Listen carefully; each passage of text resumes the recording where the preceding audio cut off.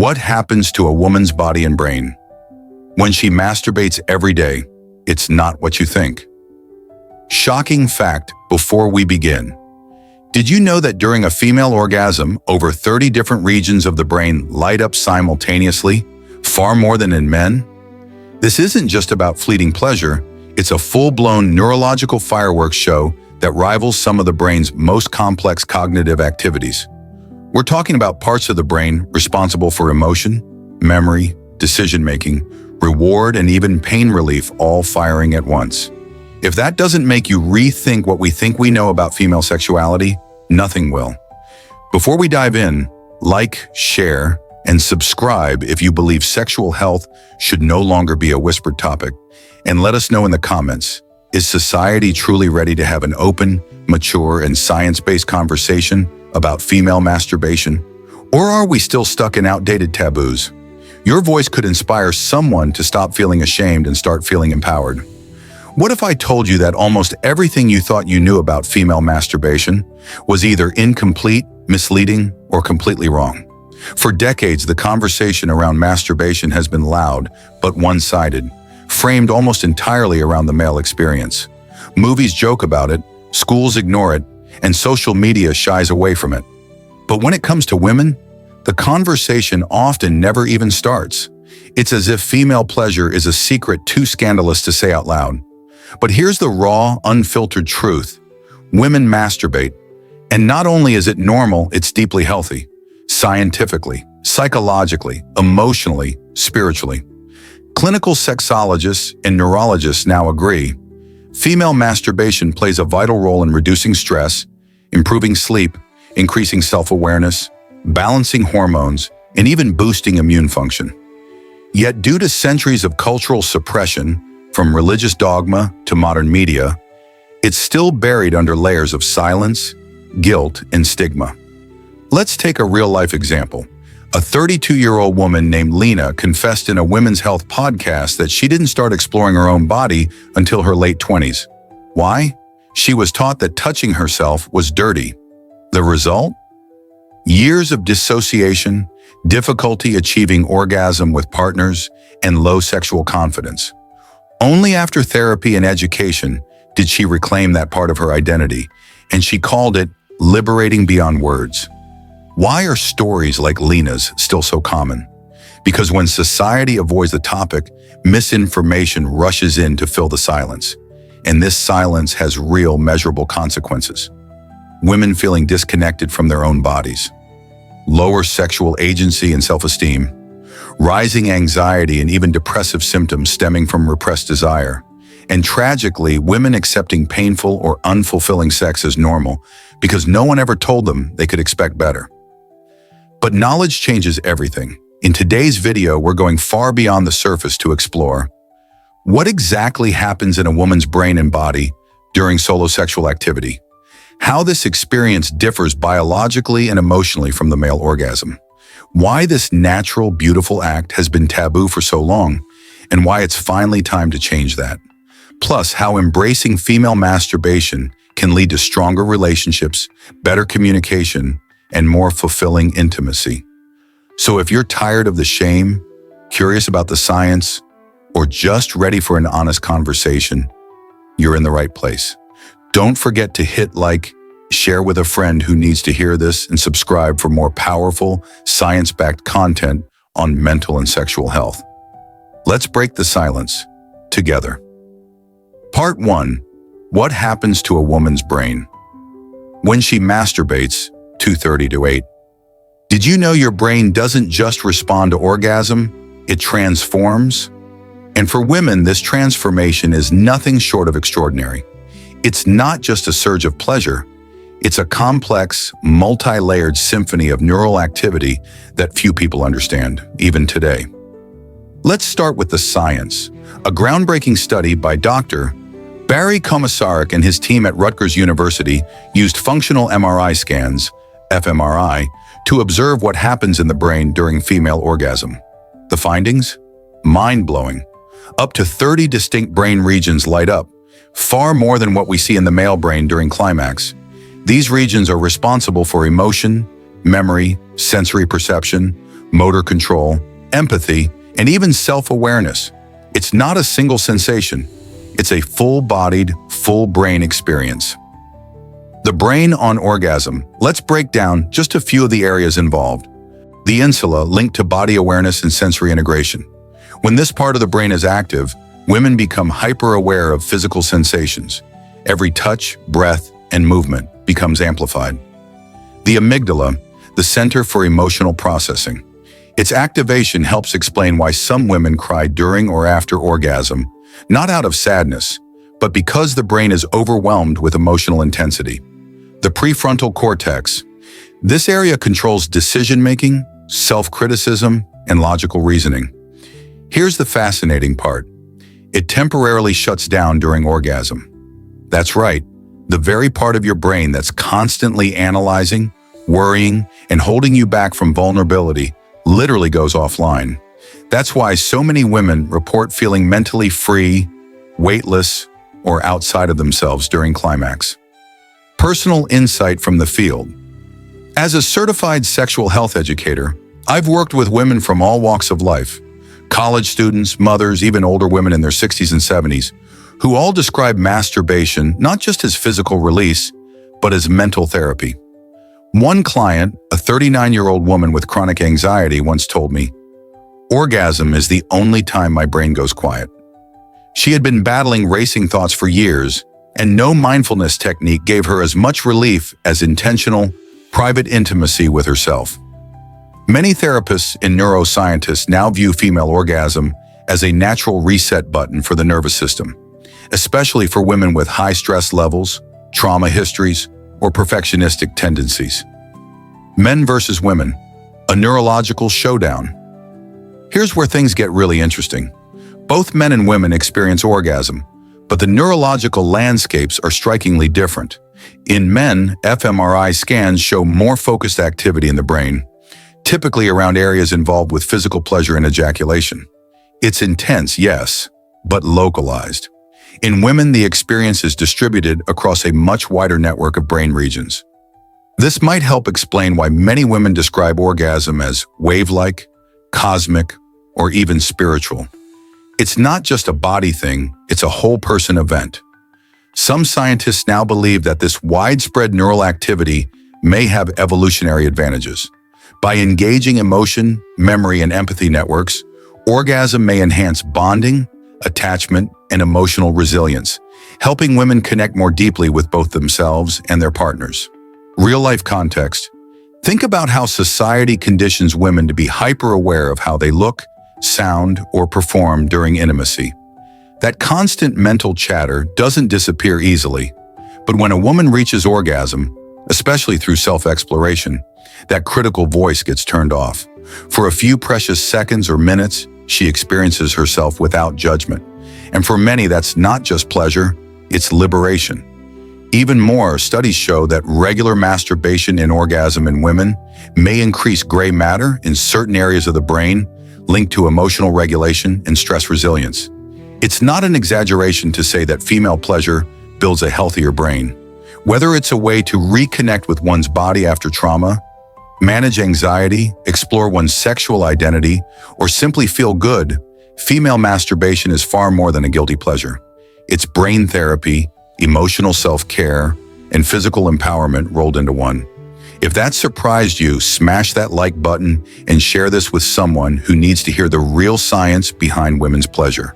And don't forget to subscribe for more myth-busting insights that challenge stigma and celebrate the truth about mental and sexual health. Your support helps break the silence and builds a healthier, more informed world. Part 2. The journey, not just the destination. Shocking comparison. You can't ignore. Let's start with a stat that turns the spotlight on a long-standing truth.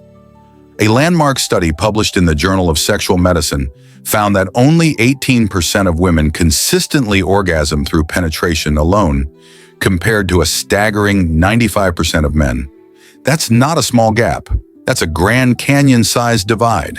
And it's not because women are broken or complicated.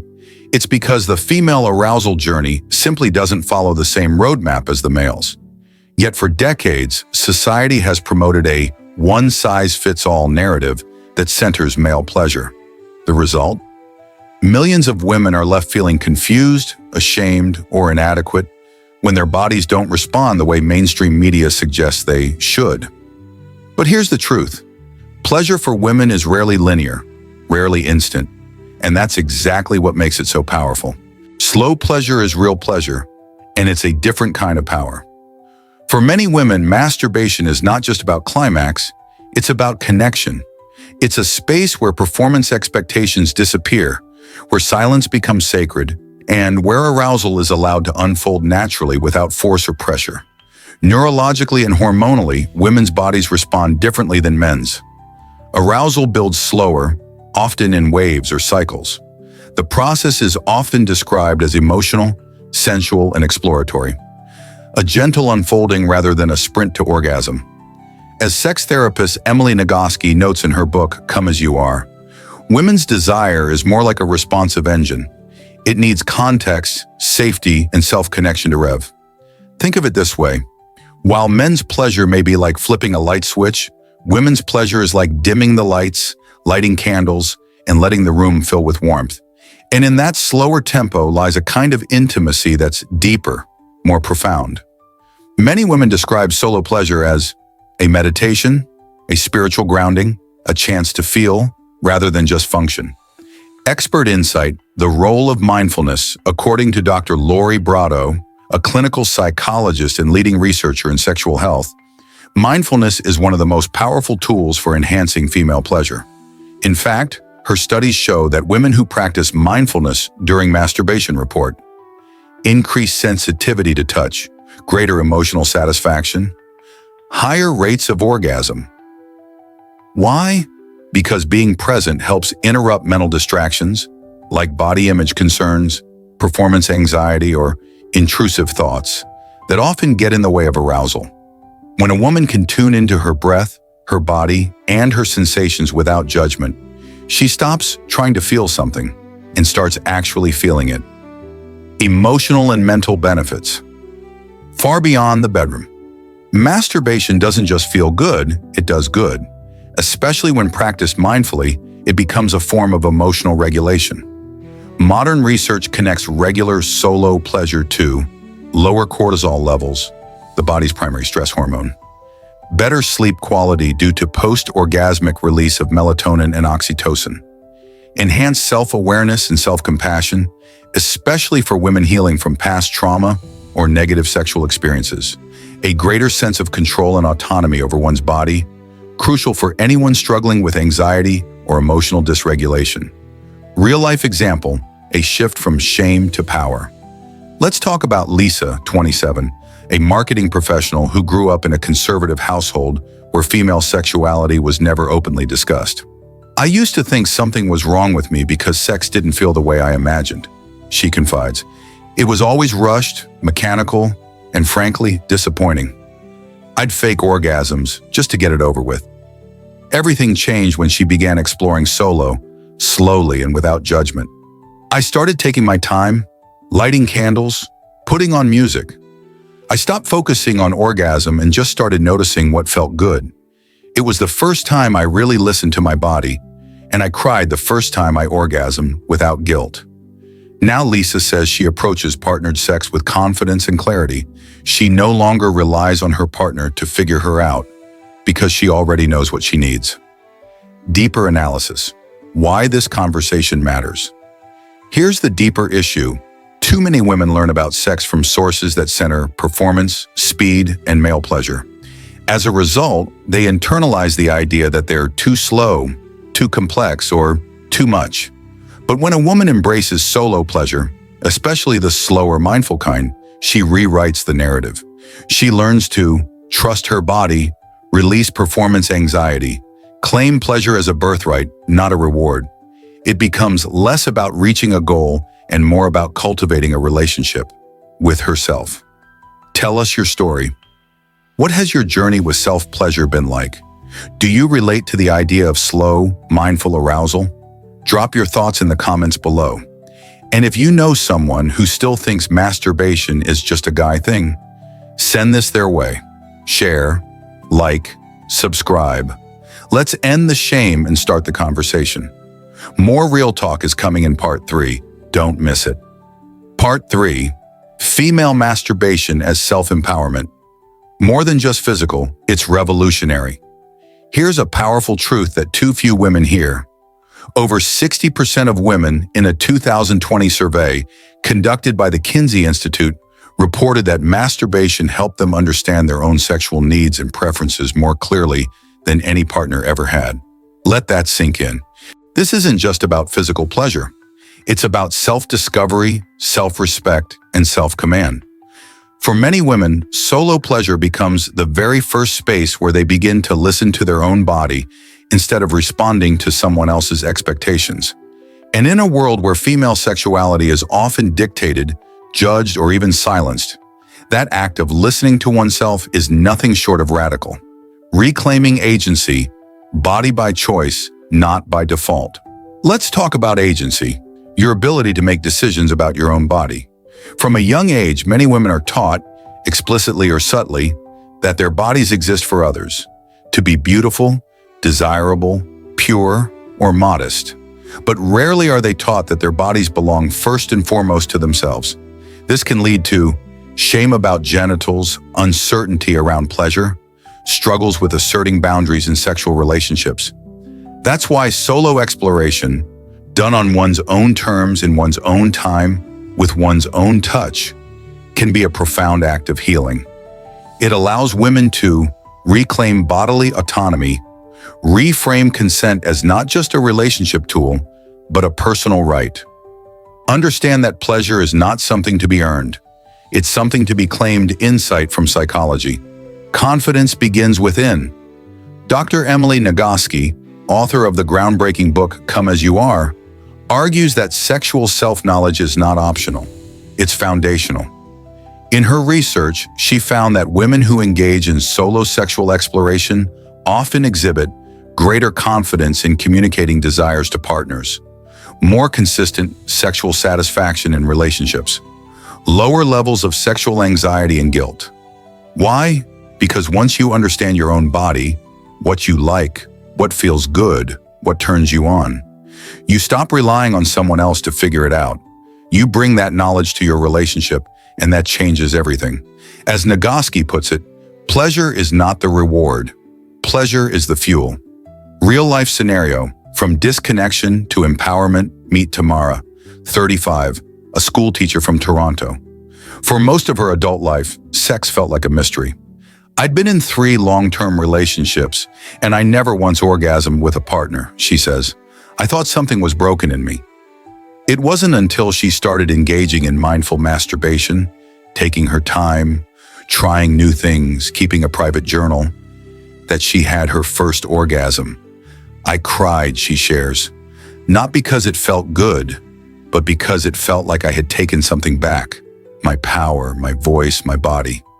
Now Tamara teaches sexual literacy workshops for young women. If no one else is going to teach girls that their bodies belong to them, we'll have to do it ourselves. Trial without error, a judgment-free playground.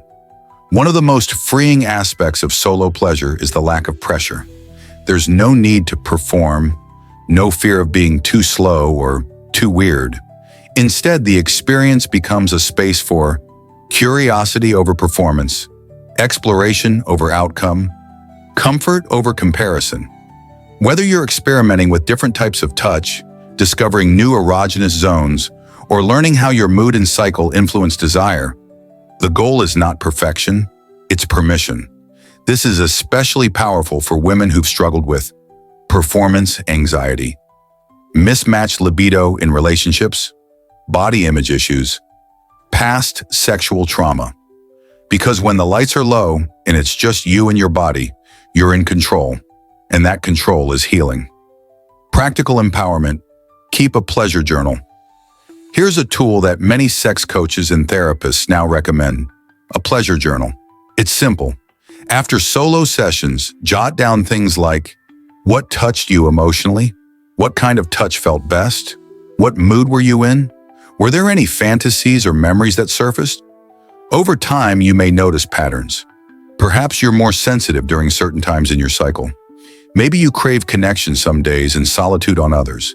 These insights transform masturbation from a moment of escape to a map for empowerment. According to Dr. Betty Dodson, a pioneer in women's sexuality, women's masturbation is not just a practice, it's a language. And the more fluent you become, the more clearly you speak in love, in sex, and in life. Time to reclaim the narrative society has spent centuries telling women what their bodies should do and should feel. But here's the truth. You get to define that for yourself. Whether you're just starting your journey or have been exploring for years, masturbation is more than a physical act. It's a radical return to self. So what do you think? Has solo pleasure helped you understand your body or reclaim your power in any way? Drop your story in the comments. Let's break the silence, one voice at a time. And don't forget to like, share, and subscribe, because this is a conversation more women need to hear. Part 4. Can you masturbate too much? 2000 to 2600. Surprising study, too much of a good thing? Let's start with the science. In a 2021 review published in the Archives of Sexual Behavior, researchers found that while masturbation, regardless of gender, is widely linked to stress relief, better sleep, and improved mood, excessive or compulsive masturbation can lead to temporary desensitization, especially in women who regularly use high-intensity vibrators. This doesn't mean there's permanent damage. In most cases, this drop in sensitivity is short-lived and reversible. The genital tissues adapt, and with just a short break or a switch to gentler stimulation, full sensitivity returns. Think of it like sensory fatigue, similar to how your eyes need a break after staring at a screen for hours. But this raises a deeper question. When does something pleasurable become problematic? The real issue: balance, not blame. The key to understanding too much is not about counting orgasms or timing sessions. It's about recognizing when a helpful habit starts becoming a form of avoidance or distress. Here are some red flags. Using masturbation as a primary escape from emotional pain, grief, anxiety, loneliness. Feeling shame, emptiness, or self-criticism afterward. Prioritizing solo pleasure over real-life commitments, like relationships, work, or self-care. It's important to stress that these behaviors aren't wrong in a moral sense. Instead, they're signals, just like hunger or fatigue, that something deeper may need attention. Scientific insight: it's the why, not the how, often. According to a 2021 study in the Journal of Sexual Medicine, researchers concluded that the motivation behind masturbation plays a far more significant role than frequency alone. Masturbating out of self-love, curiosity, or relaxation is typically healthy, but masturbating as a way to numb difficult emotions can point to unresolved psychological tension, says Dr. Kristen Mark, a certified sex therapist and researcher at the University of Minnesota. This distinction matters. One woman may masturbate daily as part of her wellness routine, stretch, shower, solo play, while another may do so less often but in ways that leave her feeling ashamed or emotionally depleted. It's the emotional aftermath that speaks volumes. Real-life story: when it becomes a crutch. Take Alyssa, 29, who started using masturbation to cope with a painful breakup. At first, it helped me sleep and feel less alone, she shares, but eventually I noticed I was turning to it every time I felt sad. Instead of journaling, calling friends, or going outside, I wasn't healing, I was hiding. After speaking with a therapist, Alyssa shifted her focus. She limited vibrator use, explored mindful techniques, and began viewing solo play as a supplement to her healing, not a substitute. This story is not uncommon. Masturbation isn't bad, but when it becomes the only tool in your emotional toolbox, it's time to reflect. Hormonal feedback: your body has a voice. Another piece of the puzzle involves hormones. Some women report unique reactions to masturbation based on where they are in their menstrual cycle. Here's what some report. During the luteal phase, the 10 to 14 days before a period, heightened sensitivity or emotional reactivity may occur. Some women notice increased PMS-like symptoms if they masturbate frequently in this window. Post-orgasm, A brief dip in dopamine and prolactin can trigger minor mood swings, especially in women who are already dealing with stress or sleep issues. But it's crucial to remember these reactions are not pathological. They're just signals from a beautifully complex endocrine system, and understanding them gives women more tools for body literacy. Dr. Jen Gunter, OBGYN, and author of the Vagina Bible, reminds us that our bodies aren't machines, they're ecosystems. What feels great one day might feel off the next. That's not dysfunction, that's feedback. Tips for tuning in, not tuning out. If you're wondering whether your solo play habits are balanced, here are a few questions to gently ask yourself. Do I feel more grounded or more disconnected afterward? Am I exploring from a place of curiosity, or am I trying to avoid something? Have I lost interest in other forms of intimacy or self-care? If the answers raise concerns, consider experimenting. Take a short break, 2 to 5 days from masturbation or vibrator use. Replace a session with a mindful practice, like deep breathing or sensual touch without orgasm. Journal about your feelings before and after to notice emotional patterns. Remember, this isn't about restriction or judgment, it's about awareness. Closing thoughts.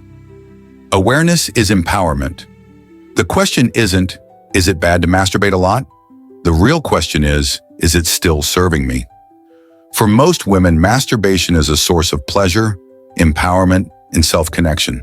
But just like anything else, food, exercise, social media, it can become unhealthy when used unconsciously or compulsively.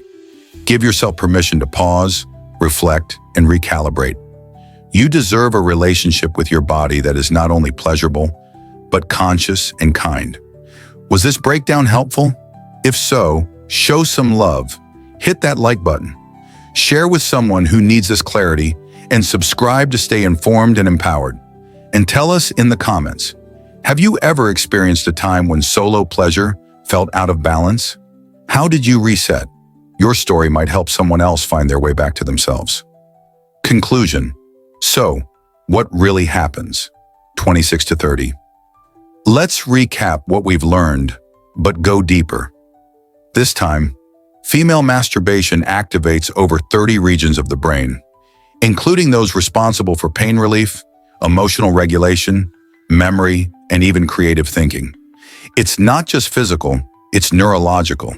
A single orgasm can cause a temporary drop in cortisol, helping to lower stress, boost mood, and rewire negative thought patterns.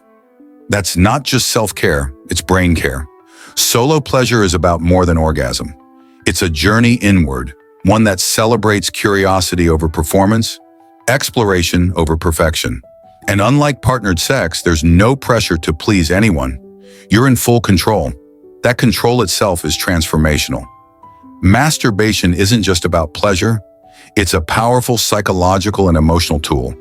It can reduce anxiety, soothe menstrual discomfort, improve sleep, boost self-esteem, and help you reconnect to your body in a way that many women have been taught to ignore, shame, or silence. For women navigating trauma or body image issues, solo intimacy can even be a form of gentle exposure therapy, rebuilding trust with one's own body. Can you overdo it? Yes, but let's be honest. The real danger isn't frequency, it's intent. Using masturbation to avoid pain, numb sadness, or escape emotional work can be a red flag. But using it to celebrate yourself, explore your identity, and reduce tension, that's healthy, healing, and human. So here's the final truth. Female masturbation is not taboo. It's not dirty. It's not shameful. It's a deeply natural act that's been misunderstood, misrepresented, and even demonized for centuries. But now we have the science, the stories, and the courage to rewrite that narrative. Whether you're 18 or 68, single or married, queer or straight, your body belongs to you. Exploring your own pleasure doesn't make you selfish. It makes you sovereign. It's not rebellion, it's reclamation. In a world that constantly tells women how to act, how to look, and how to serve others, masturbation becomes a small but radical act of self-return. It's how we say, I choose to know myself. I choose to feel. I choose to be mine first. Now we want to hear from you. Are we finally ready, as a culture to talk about this openly without shame or judgment? Or are we still clinging to outdated myths that silence female pleasure? Tell us your thoughts in the comments. Be real, be bold, be part of this growing movement that empowers women to take back the narrative of their own bodies. And if this video brought you any kind of value, emotional, educational, or personal, please tap that like button to support conversations that matter. Share it with a friend who deserves this clarity. Subscribe so you never miss powerful, evidence-based content like this, and drop a comment with the next topic you want us to uncover. We're listening, and your voice drives this channel. Until next time, remember, your body is not a battleground. It's a home. Treat it with the love, curiosity, and power it deserves.